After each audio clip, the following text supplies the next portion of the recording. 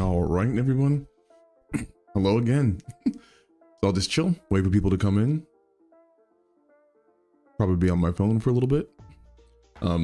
I might actually only do this stream for like an hour. I've been really tired today. Probably didn't help I walk like a lot to get my car fixed. Nothing big though. But yeah, we'll probably go till 8:30 because I actually am finishing up a We Are Here, yes. I am been procrastinating on a script that is pretty much done, and I need to record that tonight. And I want to do that before it gets too late because I have other stuff to do as well, like workout. I've missed my workout like 5 days in a row. Yes, this is the salvage books. Yes, this is this is that stream. But yeah, it feels like really gross not to like consistently work out. Did I listen to the new Kanye? I have listened to, gosh, not the second song, not Vultures. I listened to the one before that, and it was, I don't know. I have always, I think, been on the train that Kanye was a musical genius. I think when he was in his prime, or maybe, I don't know, genius is too flattering, but he was always really good. And then like later on, oh, what is this? Child abduction Amber Alert. Well, I hope they catch the person. Glad I'm not a child. That sucks. But yeah, I have listened to his recent stuff, and didn't you walk to the end of the earth and back today? Doesn't that count for exercise? It doesn't count, Brittany. No, it doesn't count.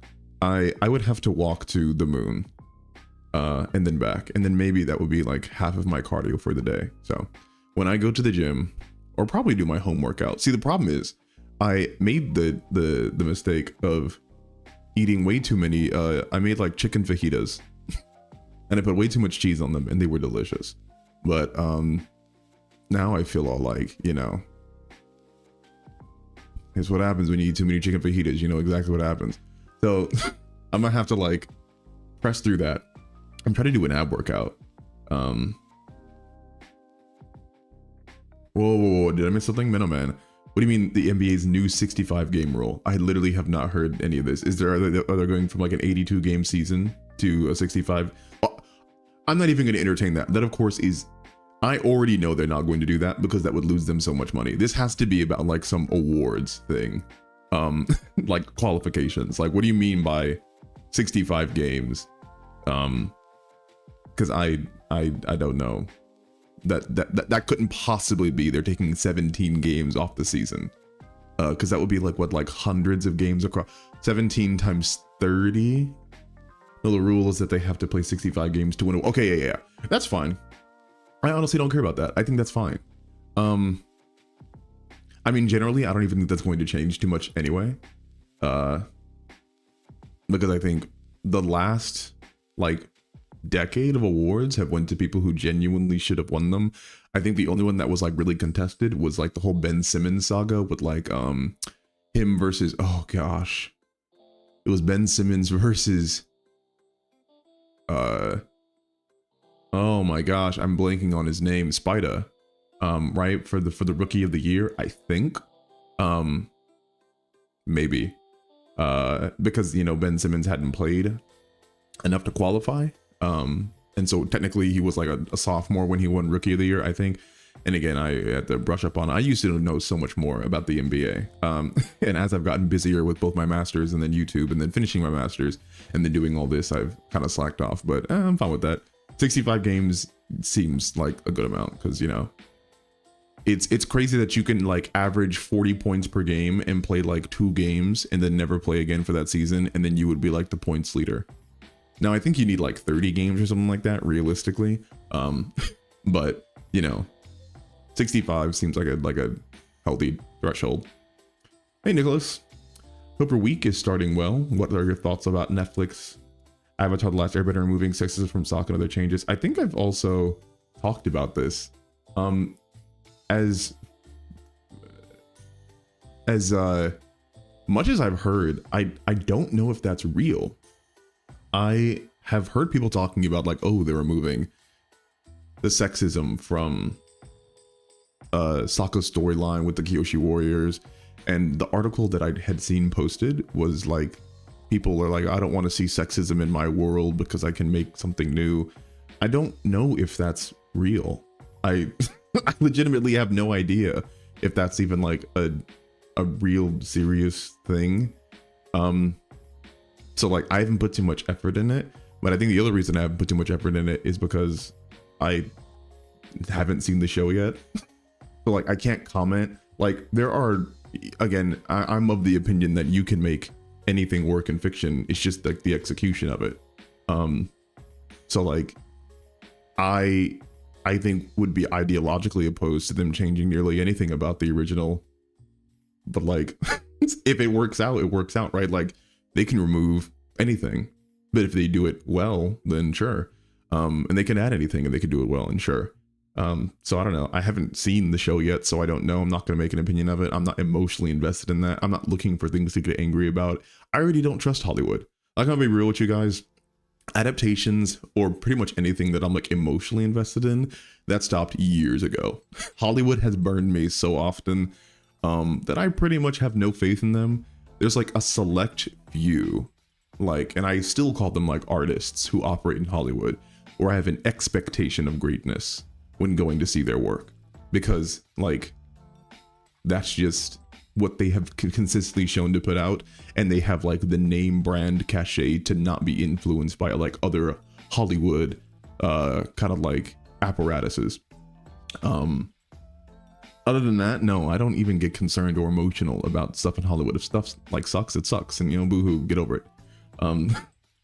So Mr. Longshot, thank you for the $10. So I'm an aspiring author. I have recently discovered a very similar setting and premise to my hard sci-fi world build. How do you handle realizing someone else beat you to the punch?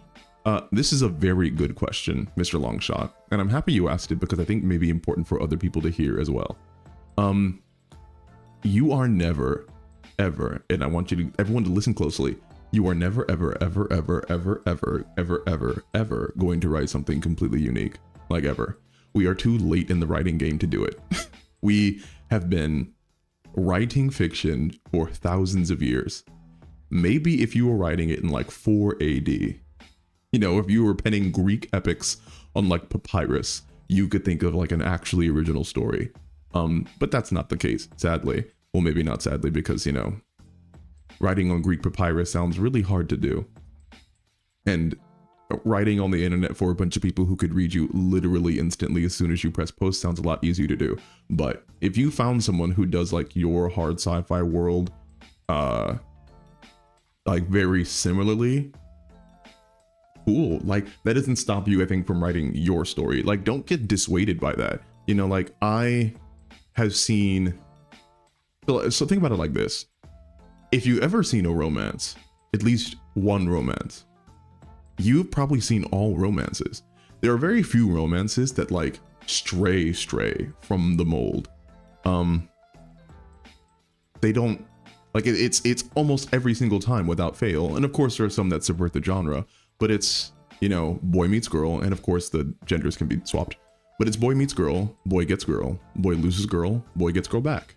And those are the 4 major beats, and everything in between is kind of subjective. But that doesn't stop you from like liking other romances. But if every romance is like that, then you have kind of almost proven to yourself, oh, well, it doesn't matter if things are similar. It's about the individual kind of like characteristics of the people involved and the setting and their interaction with it and my theme and my message, right? That is the interesting part. Like, you know, setting is just one part of the multifaceted tapestry that goes into writing narratives. Now, if you run into a story that has like somehow like telepathically taken your exact same characters, your setting, your theme, your tone, your pacing, all that kind of stuff, well then, like, you know, sorry, slam out of luck. Like, if someone has literally ripped like a psyop has taken and come into your mind and penned it across the world before you could to give it to people, then, you know, that's just bad luck on you. But more likely than not, you have discovered a work that is simply similar to yours and is going to take its own, I think, you know, direction with whatever that setting is. And that's not going to stop you from writing your own story, or at least it shouldn't, right? Like the characters that you make and the adventures that they take in this world and whatever it is, that's up to you, right? Like every like freaking, you know, fantasy world is basically the same. That doesn't stop individualized fantasy adventures from being written. Every horror story is basically the same. That doesn't stop horror from being written. You know, so in your sci-fi world, unless things are like, you know, so dependent on the setting that you couldn't possibly tell a unique story aside from somebody else working in that same setting, which I'm gonna tell you right now is probably impossible, then you're good. You don't have to worry about that. And if you're talking about just literally like emotionally, then you know, like get over it. Like I know that sounds harsh, but like you're never going to be the first one to write anything. So yeah, that's I think it, you know, yeah, perfect answer. Thank you. My story is like Cowboy Bebop meets The Expanse. Sounds really cool. I've seen neither of those, but I know a lot about them. But yeah, like continue writing what you want to write. It's fine. Yeah, and you don't it's like your stuff. You as long as you're having fun writing, continue writing. So the Fizz Jozo Corner, every fantasy world isn't exactly the same, only the lazy ones. Isekai. Okay, so even, of course, I wasn't literally meaning that like every single fantasy world is the same, but like the fundamental aspects of pretty much every fantasy world is the same. Like if insofar as we're talking about macro storytelling and the philosophy of like how things are similar, yes, fantasy worlds by like definition all are kind of like separate from our own, more likely than not have some type of either magic, which is hard or soft, probably have some type of creatures, probably have some deific figure, either conscious or unconscious, and then usually have some type of like world-ending kind of like event that may or may not be related to the plot, but that the characters are trying to like stop. And that's literally everything. And that's like the paradigm, and that's the whole point. Like you subvert the paradigm to be able to tell your own interesting story even within that. Like literally go look at every single fantasy and they probably fit into what I describe. It's not that, you know, they don't have their own unique aspects within them. It's just that like we have to build upon the shoulders of giants that already came before us. You know, people have been writing fantasy for like hundreds of years and we can't make anything new.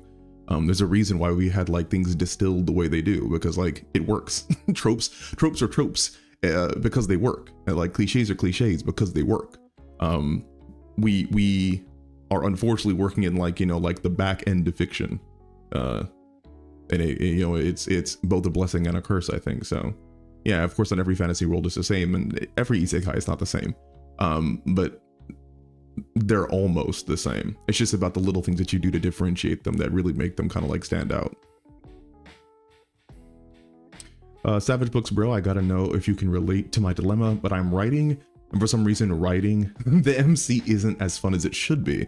And the worst part is writing the deuteragonist has been super intuitive, coming up with compelling stuff for her is so easy, but I put her next to the protag and she already kind of feels overshadowed. So M3D, this is really interesting that you say this, and I think that you're telling yourself what you should be doing. Now there's two ways to approach this. So the first thing that I thought of is, well then the more interesting character that you're more compelled to write, that's more kind of like engaging to the reader, should be the main character.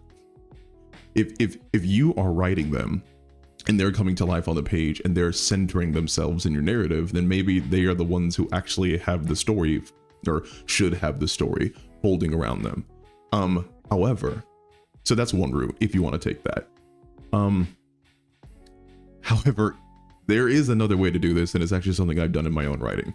So I wrote a book called Imperious. It's my 5th book. It's the book that I hopefully can release pretty soon because I'm working on a sequel. And once I have the sequel basically complete, I'll release Imperious on my website. Please go to my website, everyone, buy my books. That'll help a lot. savagebooks.net, a shameless plug. But Imperious, I heard some writing advice that I really tried to execute in that book, and I think it turned out pretty well. It's that my most interesting character and the character that I was most interested in, I specifically didn't make my protagonist. His name is Carver, and I did not make Carver the what is the POV character. And the reason I didn't make Carver the POV character is because I wanted his personality and the changes that he made across the narrative to be mysterious and to be kind of like drip fed. Because if I wrote in third person over the shoulder perspective, right? So the camera, if you want to think about your words and your descriptions of the camera, is always sat on somebody's shoulder, and you get to hear inside their mind, and the camera views what they view. And so the person that is next to Carver all the time is a character named Derek. And Derek is the viewpoint for the entire story, but Derek is far less complex than Carver. He's still, I would say, interesting and engaging, but nowhere near as much as Carver. And the reason is because I wanted Derek's simplicity to be kind of like the anchor for the reader, for them to always come back to. And for example, you know, like, he is someone who wants to defend people. He's this huge dude. At the end of the story, he's like 6'7" and like 250 pounds, I think. Wants to defend people. He wants to become a guard for the Emperor. He loves fighting. And he's just a real cool, kind-hearted guy. And Carver is this terrible, like, murderer who's like completely ruthless. And across the story, they basically become like best friends. And it would almost like undercut the story completely for me to center the story and the insights on Carver, because then you would know everything about him, because that's what perspective is. Like, if we're showing the perspective from his story, or at least from his view, then like, yeah, you learn everything about him in like the second or third chapter, because like you're in his head. And I didn't want that. But Carver was undoubtedly the more interesting character. Now, granted, I will say that this story, I knew that I couldn't like have this be in that structure for too long, because like you never want to like constantly have your most interesting character off to the side. It needed to be quick, which is why this book is only 115 pages. It's relatively short. It's really a novella. But Derek and Carver go on this journey. They do a bunch of battles. There's a dragon. Derek starts to understand Carver more. Carver starts to understand Derek. And I used all the complexity and the interesting pieces that I knew was in Carver as a drip feed to keep my readers interested, because the more Derek learned about Carver, the more you learned about Carver. And the more you learned about Carver, the more you wanted to learn about him, right? So that would kind of be my answer to that, right? So you have two kind of ways of approaching this. It's maybe you should change your main character if one of them is more interesting for you to write, so that they don't overshadow the other person. Or you could think about it as, maybe I can use that interesting main character, or that interesting secondary character, as a method of keeping my reader interested by slowly giving them info about this person that is going to cause a lot of engagement, because that's something I did, and I think it worked out well. People seem to like that book well enough. So hope that can answer your question just a little bit. Don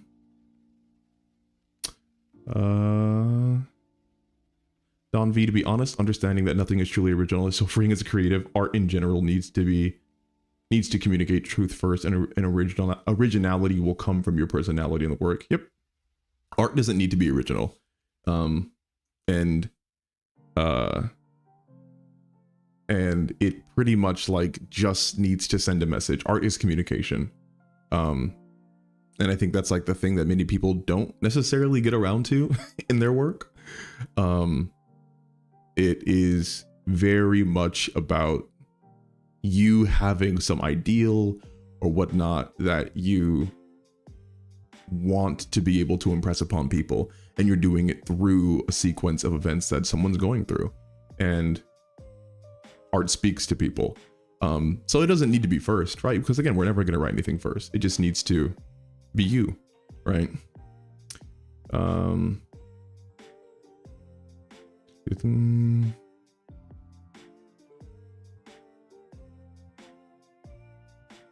Here's the thing though. So IW YouTube, here's the thing though. Let's say you pop off ended up coming up with something like Rebel Moon or Pal World. Let's not forget that we live in a world where corporation individuals can be very petty. See, that's I think a bit different than just creating things. So first and foremost, there's a lot of debate about whether Pal World can even be like sued by Pokemon. I'm of the opinion that I will take whatever happens. Some of these designs that Pal World does, and this is going to be a segment, it's going to be a segment. If people don't know, Pal World is like the Pokemon clone. Some of the designs that Pal World does are unique, and I think are their own, and I think stand alone as being a part of the game. But I also think that some of the designs that Pal World takes are egregious to the point of litigation. There are some near one-to-one clones of Pokemon in Pal World. And I, again, don't really care about which outcome happens. If they get sued into dust and get taken off the internet and no one can download it, part of me is almost like, yeah, you get what comes to you, right? Like if you want to like blatantly rip off Pokemon, which if people don't know is I think like the highest grossing IP of all time, like of any media ever. Like if you take everything that Pokemon has ever done, movies, really it's the merchandising, but the games, the TV shows, everything, they've made more money than anything. Like I'm pretty sure like Avengers and like Marvel doesn't even come close to the stuff that Pokemon has made. So yeah, if they Pal World, whoever made them, if they get, you know, turned to internet bits, sure, then like, yeah, you play stupid games, win stupid prizes. But if they don't, and they make all this money, and they incentivize Nintendo to be able to make better Pokemon games, then like, that's really good too, because I'm a long time lover of Pokemon, and these Pokemon games have sucked. Like Arceus was cool, but like, I'm gonna be real, they have not improved with they have not reflected the amount of money that gamers have been giving and loyal Pokemon fans have been giving. So like, yeah, sure, like with the whole Pal World situation, if your example is gonna be like you could just make something that's inspired by something and someone else could like sue you, well, if you have to be careful about like, this isn't like even an originality thing. This is, if I'm going to take work and just like say it's mine, well then I have to make it mine, right? So like, I'm pretty sure, and I might be wrong by this, but I'm pretty sure I'm not. Twilight. Well, no, it was 50 Shades of Grey, I think, was started as Twilight fanfiction, and I forget the author's name. Because Ice Queen Snowdragon was not the 50 Shades of Grey author. I think that was, maybe it was, or maybe that was the Twilight author. I cannot remember. I don't think it was, but I think it was Ice Queen Snowdragon was 50 Shades of Grey. And that was, I think, a fan fiction, but she couldn't obviously just post it as fan fiction, so she had to turn it into a whole other story, right? And so that's how you get around that. Like, there's tons of ways to not get sued by companies. Just don't blatantly steal, guys. I'm gonna tell you this right now, you're not gonna win against major established authors or companies. Don't do it. It's not gonna work out. But if you can just like turn it into your own work, then turn it into your own work. Then that's like completely different. Brian Allison, hey Savage, how do you feel about progression fantasies? I'm gonna need a little bit more clarity on that.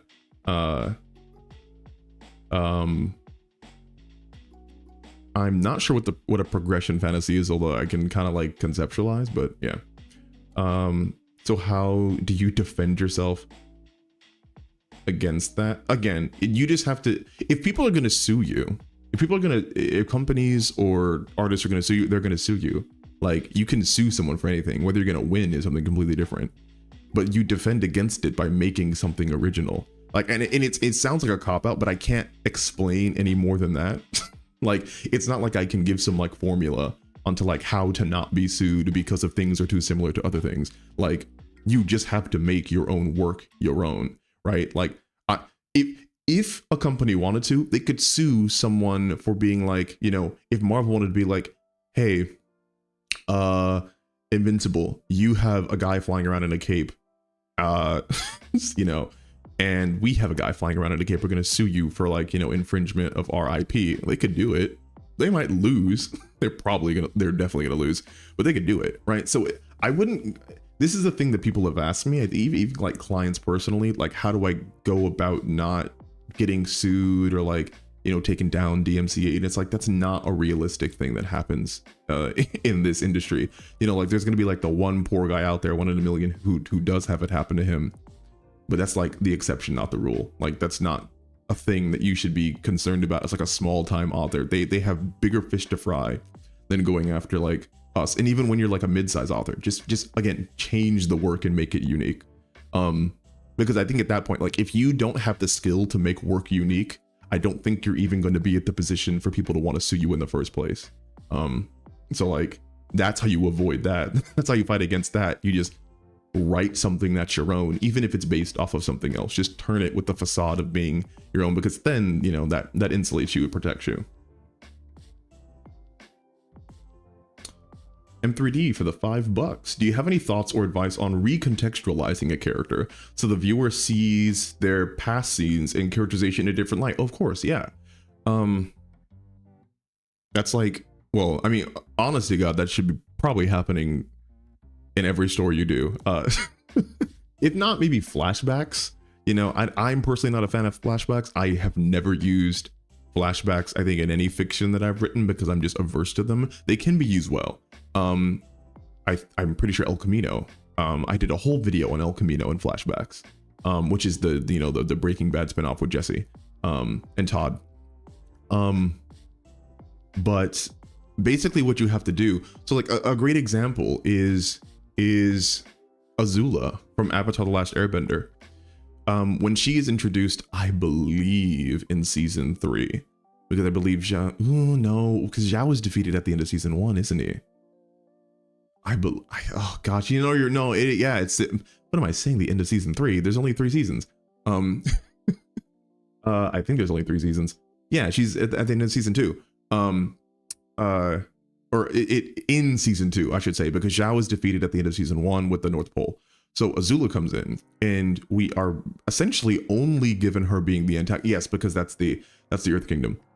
We essentially are only given insights into her being like the antagonist, and we're given a little bit like hints of her humanity through her friendship with Mei and Ty Lee. But even in that, when you go back to watch, everything that she does with those 2 characters is pretty manipulative. Like even from getting them to join her crew to hunt down the Avatar.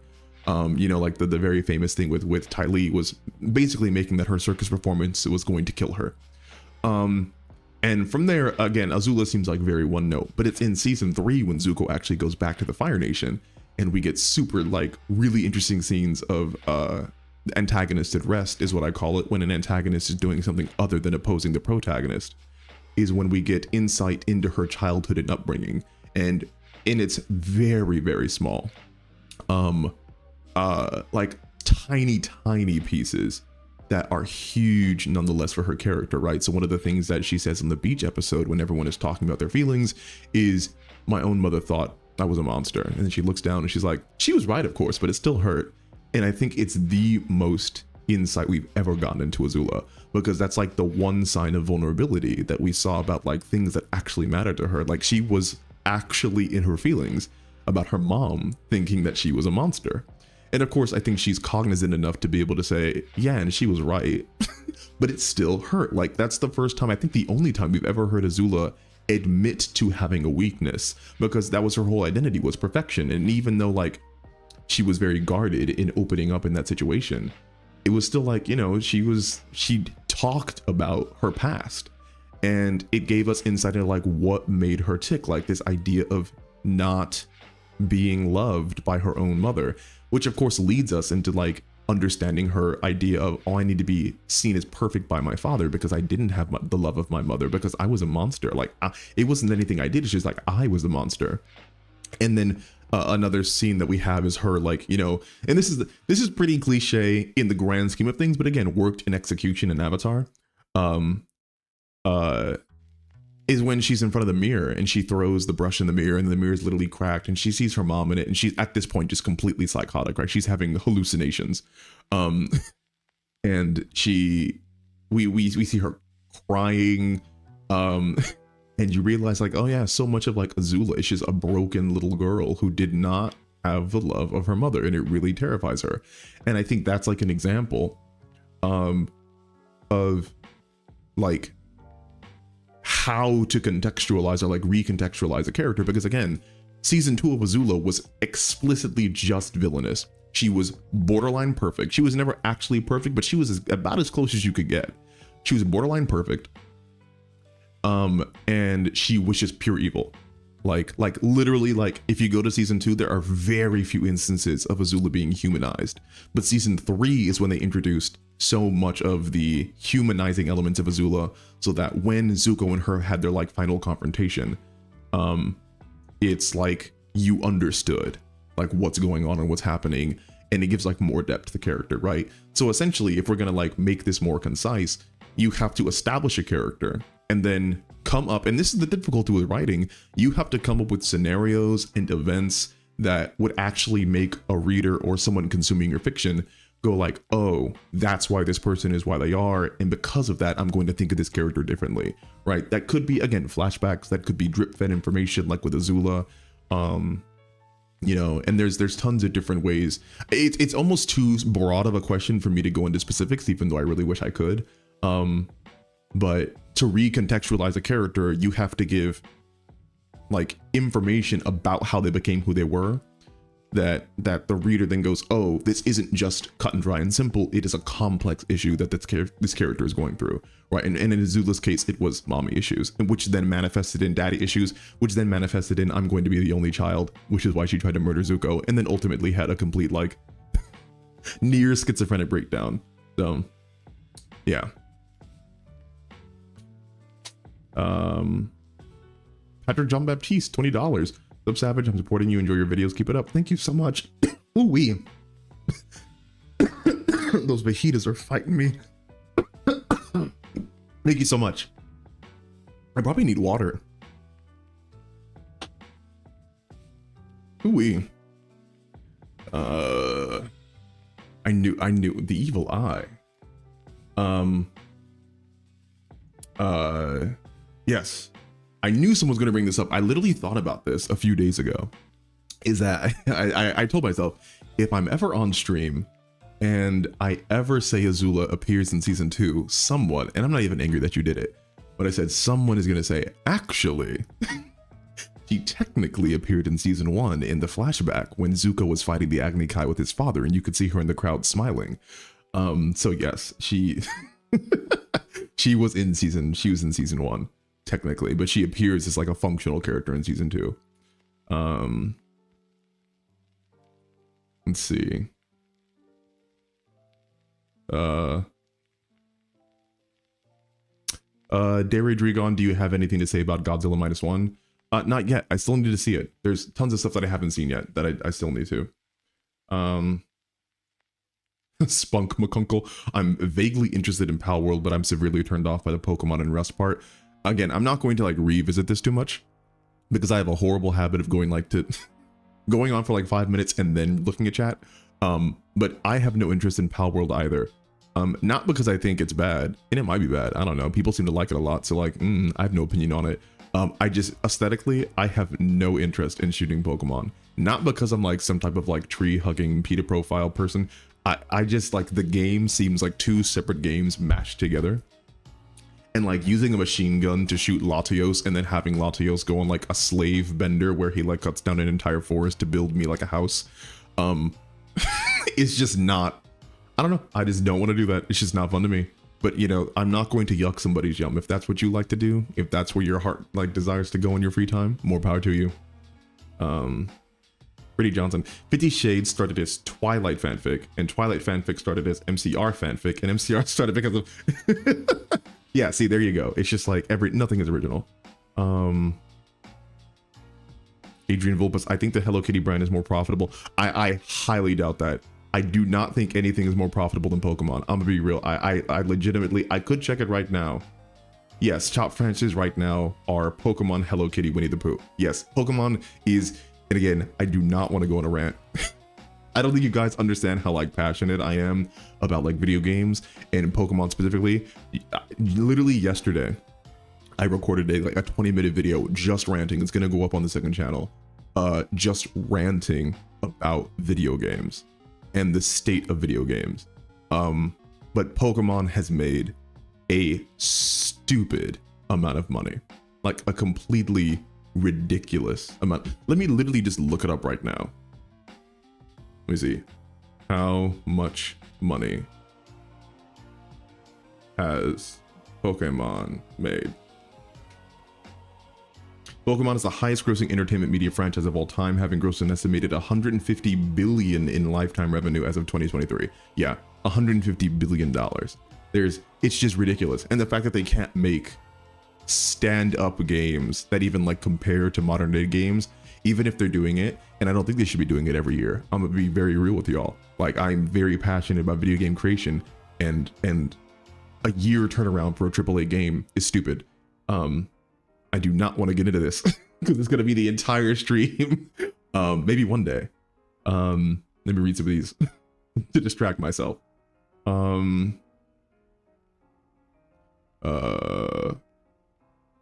Yes, I think the live action is coming out the 22nd, which is like 9 days. So I will be making videos on that. I will be doing hopefully a lot of stuff, because that's going to be so big. Everybody's going to be paying attention to this. And I think Netflix drops everything all at once. I mean, if they're smart, they're not. If they're smart, they're going to do episodic kind of like rollout, like one by one. But we'll see. I think Netflix typically just drop everything all at once. So you might not hear from me. I may just like be procrastinating all of the 22nd if that's the case. If you're going... CJ Calendek, if you're gonna write a story with a happy ending, do you believe that happy ending must feel earned? Because I hate happy endings for the sake of happy endings, as they could ruin the story. I mean, this is gonna sound like a cop-out as well, but I guess technically, like, I think that all endings should be earned. I don't think you should like just introduce an ending for the sake of like having that ending. I think that the ending should correlate with whatever the theme and like the tone of your the narrative is, right? Like, I would struggle to think of a story that just kind of like ended in a certain way. Well, that's not true.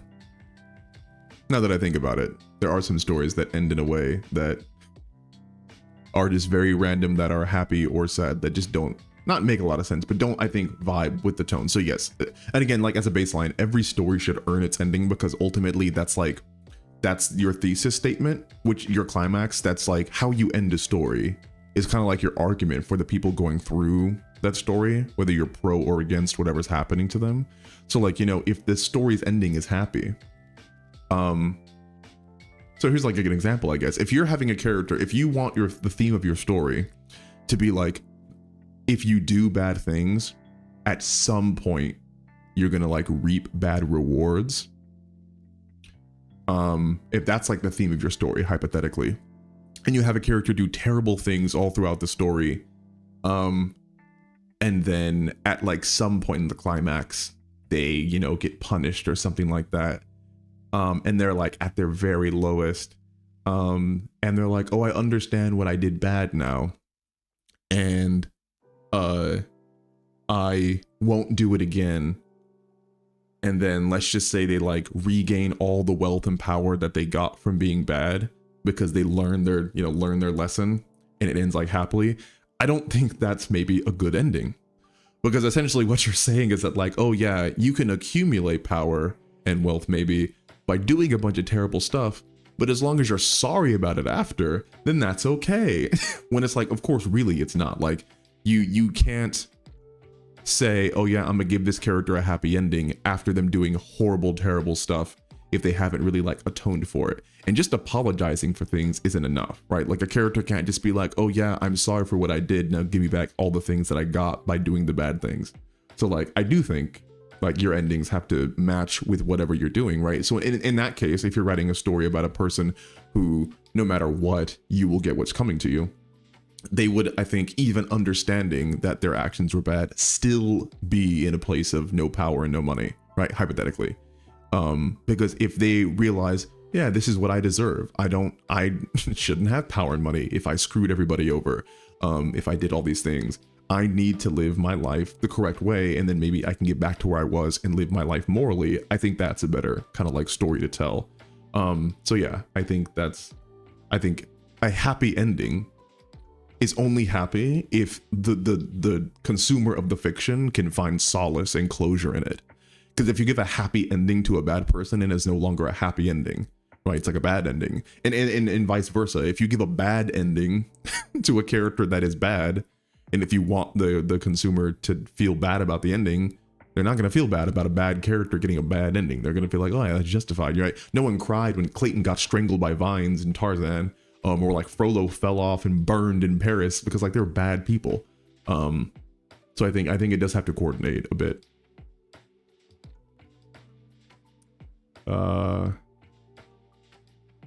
Leanne Johnson at Savage Books. I don't remember if I've asked you this before, but have you read any Chinese novels, wuxia novels? I have not. I have not. The only, and I am going to be so embarrassed if this comes off as ignorant. I think it's not, which is the only reason I'm going to say it. The only kind of like Chinese, the only like Chinese like book, and this is not, I think, even written by a Chinese person, but I was forced to read The Good Earth in like a 9th grade, I think, which is, if people don't know, like I think like a hyper famous book about Chinese farmers, or a Chinese farmer, I guess, but that's about it. But I've heard very good things. There's different stuff. I think I've watched some Chinese, anime, Chinese animation, stuff like that, but never have really I think dove into novels. But again, I'm not even 30 years old, so there's a lot of time to do a lot of stuff. I have a lot of fiction to catch up on, which is insane because like it's literally like my job. You would think that of anybody, I would be the one caught up on fiction, but it's the exact opposite. It's because I have to do so much that there's so much else that I'm missing. So, but I've not. But I'll try. Let's see, more stuff about Azula. Yeah, Max, she did not appear until season 2. I need to rewatch that show again. It's just so good. I probably should rewatch it before the original comes out, because there's only there's only 3 seasons. It's pretty easy to rewatch.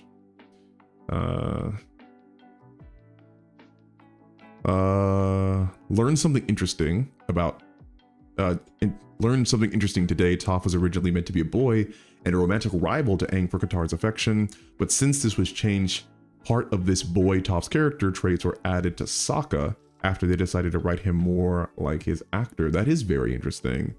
I'm also, Leanne Johnson, I'm also glad that they didn't go that direction with Toph, because I love more than, and maybe I've spoken on this too, but more than like any other character, I've realized this over the years, I love depictions of like, not just like strong, independent women in fiction, because I think that's like the cliche of like, write a strong female character, which is like so stupid as far as like advice, because that's like the baseline for any character that you're gonna write. You shouldn't have to tell someone not to make a character bad.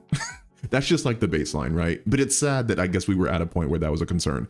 But I when I say like strong female character, I literally mean like an overpowered, like nearly domineering female character, which is insane to think about, because I actually didn't really even like Kuvira that much. She was cool, but I think she didn't necessarily hit the mark for me.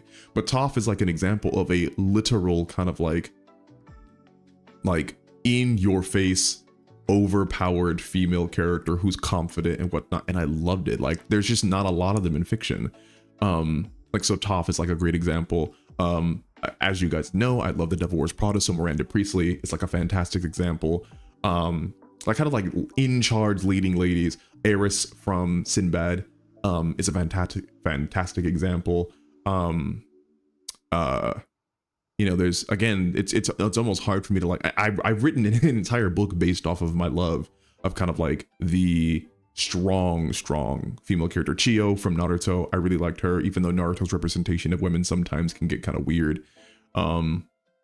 But yeah, so I like that Toph was like kept as a girl who was still feminine, by the way. I think her and Katara, when they have their kind of like thing in Bossing Say, and they get their hair done and everything, and she was very still, Toph was clearly kind of like crushing on Sokka and stuff like that. I thought it was really cool, and I'm glad that they changed it, right? It's kind of like, you know, Jesse Pinkman wasn't supposed to be in Breaking Bad past season 1, but when they realized that Aaron Paul was a world-class actor and that they could really milk the narrative with him and Walt's relationship, they changed it. And I think having that flexibility as a writer is really important, because like your best ideas happen when you're writing, and when you actually get to see like your work being played out rather than in the conceptualization.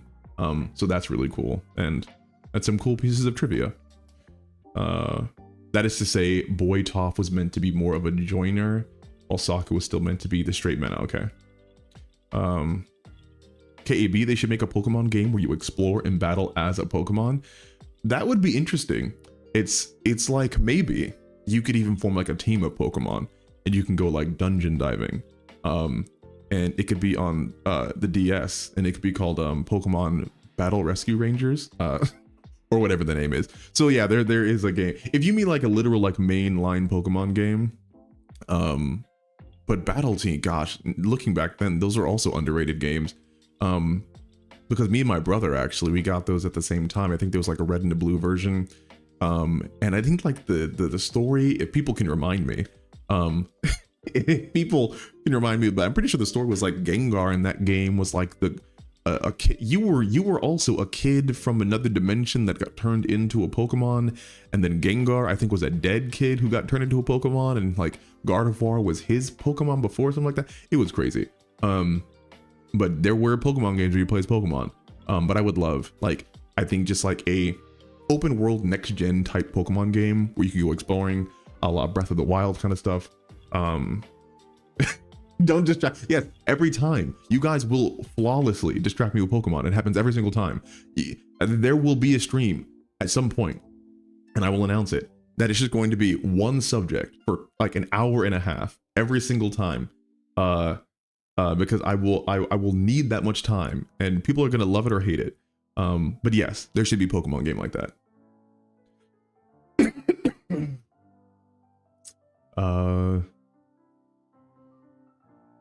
Distraction.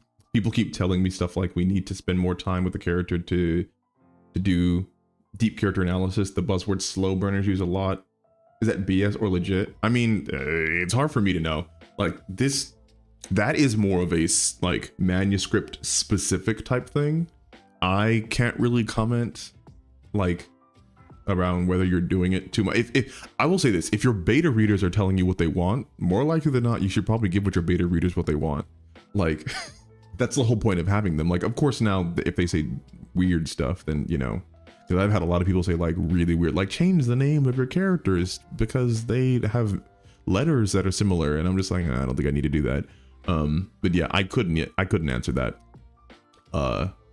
without like knowledge about like what the actual story's about.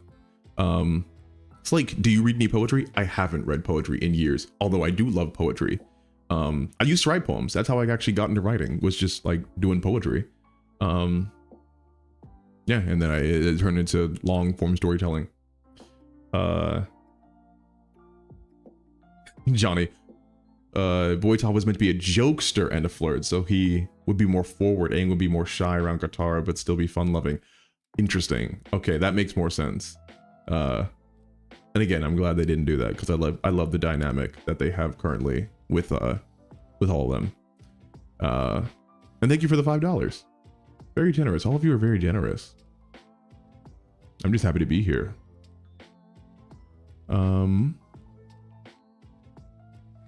Yamiako, can different types of themes be explored in a multi-season TV series? Like each season could explore a different one? Oh yeah, 100%. You don't even need different seasons. So ensemble casts are very useful for being able to explore multiple different things at one time. Usually those things are somehow related. So like Game of Thrones, for example, had like multiple different characters and multiple different situations. And each of those situations was dealing with an individualized conflict. And conflict in a narrative usually is kind of like the encapsulation of like the theme. Like whatever the conflict is happening is what the story is about. Now, Game of Thrones was far too big to have a one singular conflict. Until the end, of course. But you could have like 4 different things going on at once. All of them kind of like in their own separate kind of like bubble, all happening in one season. There's books with ensemble casts that interrogate multiple things at once. Now, if you wanted to do each season is different, that's also fine too. You could do book series where each book is investigating a different thing. Now, I would say like generally, you probably want to make sure that if it is a complete narrative, there is an underlying theme here. And of course, like in Game of Thrones, it was like war.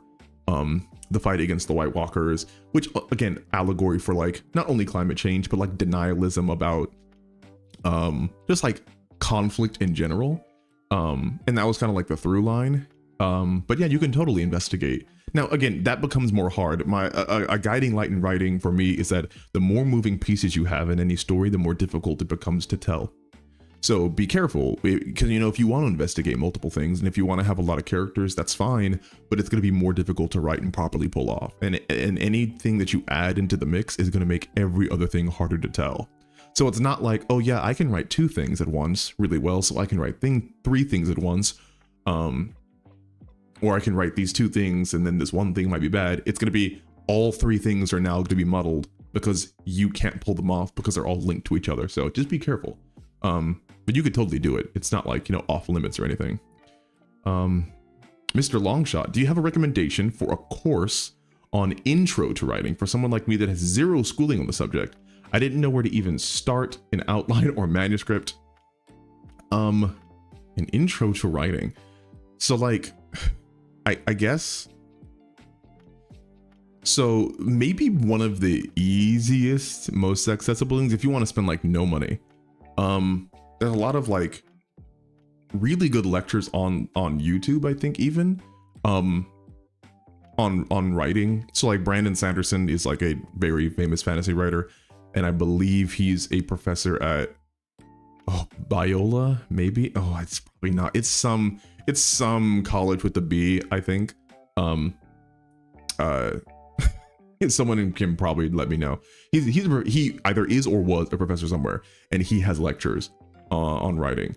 If you want to pay money, you know, because there's like masterclass courses and whatnot. Now, of course, again, like if you want intro to writing type stuff, there's always like, I have 100-something videos, and you would have to go through and see what gets you. But I learned about writing from a writing course, but the book that I learned about writing from is literally called Story by Robert McKee. Now, that may be a bit more like macro storytelling. And when I mean macro, I mean like conceptualizations about writing.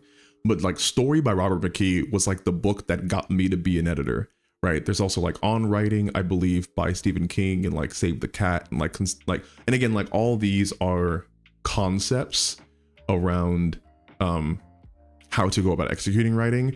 There's a lot of writing prompts that you can find online that are like, hey, write 300 words about this thing, or like with this and this thing, do this, right? So like, if that is kind of like what you're talking about, like an intro to writing, those are the things that I would recommend, right? So like Brandon Sanderson online, maybe some master classes, my videos. The highest book that I can recommend again is Story by Robert McKee. You know, On Writing, Save the Cat, that kind of stuff. And then again, just write. Maybe the best thing to do, and read books that you like, and read authors that you think are going to be writing similar to you, or like that you're inspired by, and see what works for them. Because I guarantee you're not going to be able to write like them. You're going to think you are. I thought I was writing like George R.R. Martin when I first started. I was not. I didn't even put spaces in my paragraphs. It was just one big block of text on a page. So I was deluding myself into thinking that I was like, oh yeah, you know, I know a lot about writing and all that. I didn't.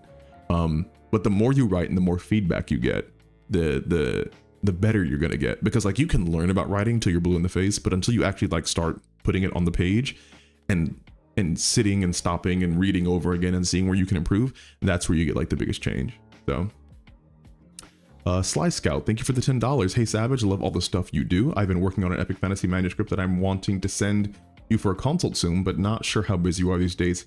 Please, plus need to revise.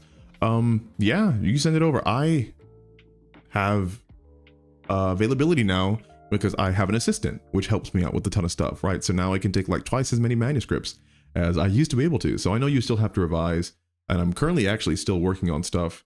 And that's why I really should end this in like 7 minutes. I might go a little bit longer, but I have to prepare for, I'm going to reread some stuff for another client that I have tomorrow morning. And I have to do a script today. And then I have to start on another manuscript for reading for the end of March, which I probably can get through pretty easily, but a lot of stuff going on behind the scenes. So yeah, but yeah, whenever you want, Sly Scout, you have my website. It's on my about page on YouTube. Send it to me. M3D for the $5. How do you think authors manage to create highly compelling characters without giving them much screen time? So this is a mastery of the craft type thing. This is not like there is a kind of like secret formula to pass out to like any writer that wants to do it. This is a person having a deep knowledge and an intuition about what connects to people on like a personal level, right? And unfortunately, it is simultaneously, I think, a gifted talent and a skill, right? So like part of it is literally just like your brain is wired to be able to understand what people want to see. And the other part of it is like you've been around the game long enough to be able to know and execute what people want to see. A great example of this is Hannibal Lecter, right? So in Silence of the Lambs, Hannibal Lecter, I think, was on screen for, I think, a collective 8 minutes, maybe it's 13. And Anthony Hopkins killed that role so hard in that single scene, maybe 2 scenes, that he won Best Supporting Actor. And that's simply because Hannibal Lecter was written in a way, and also performed in a way, I'm not going to take anything away from Anthony Hopkins, but it was performed in a way and written in such a way that you couldn't help but take your eyes off of him. And there's a great video by The Closer Look on the introduction of Hannibal Lecter and the writing of Hannibal Lecter, and how in the small amount of time that he was on screen, how he made such a big impact. But the way to do it is, it's almost unexplainable. It's about like knowing what people want to see, knowing the interesting aspects of humanity that evoke attention, right? So like I, luckily, again, have a training in psychology. I have my master's in psychology. I am, I think, uniquely situated in the YouTube writing space to be able to talk about both sides. And there does take, I think, a real interest in humanity to be able to write compelling, interesting characters. And the less amount of time that you need to write them, the better you are. So it's not necessarily something I think that's like a, how do they do it? It's the same way that you write a long form character. It's just that the better you get at writing interesting long form characters, the better you get at writing characters that show up very briefly. I have a character in my novel that I'm working on right now who appears in total, it's going to be 5 chapters. There are going to be probably 100 chapters in this novel. And I'm going to say that this character probably appearing in these 5 chapters is going to be one of my most interesting characters. Simply because I think what he means to the plot, how different he is. You know, if you can find ways to be unique, I know literally just like an hour ago, I said that like there is nothing unique or first in writing, but we can find ways to mix pre-existing kind of like tropes and whatnot into things that people haven't seen before. And that's how you also make a character that's really compelling, is delivering things that people haven't really seen or haven't gotten a lot of. So it's stuff like that. I think it's very difficult. I'm not going to say that it's not, but it's definitely possible. And it takes you, I think, knowing, again, what you really want to do with that character. So yeah, this guy named Savage Books, whoever that is, has a video on like Puss in Boots. and Death, who has very little screen time. Maybe you should check it out. But yeah, that's what I'd say on that. Johnny with the $5. My sister is a big Zuko Katara shipper because she thinks Katara and Aang was kind of lame, but then she learned of the cut love triangle with Boitov. So I am also going to try to keep this brief, but I personally would have loved. I am a Zutara. I'm a Zutara shipper. I think not in any real serious way. But I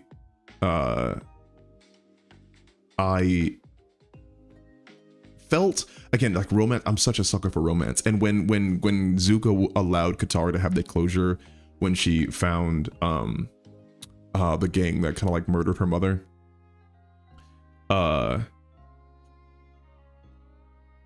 Yeah, 1 second. Someone's knocking on my door. Hopefully I close my garage. 1 second. How do I even do this?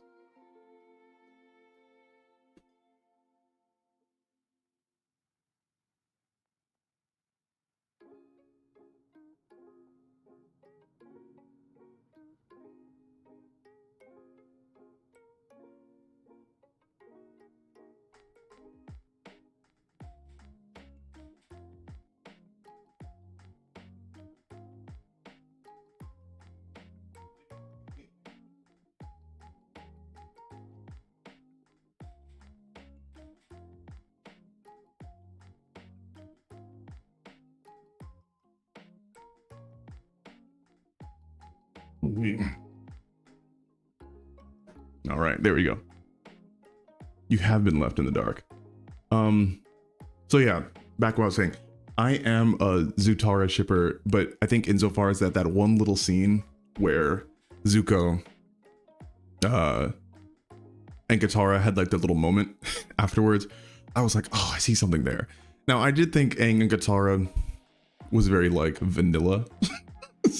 I don't know. There wasn't like a ton that I mean, obviously it'd been foreshadowed to like the entire show. So like, you know, I can't complain there, but I know obviously that like Zuko and May had much deeper history, but I cannot say that I wouldn't be more interested in the idea of Katara, who horribly hated the Fire Nation, and Zuko, who, you know, like obviously it's literally fire and water. That'd be pretty cool, but I get why it didn't happen. Mr. Long said I've watched every single one of your videos. Okay, then, you know, watch them again and take notes. Maybe that'll help. Yeah.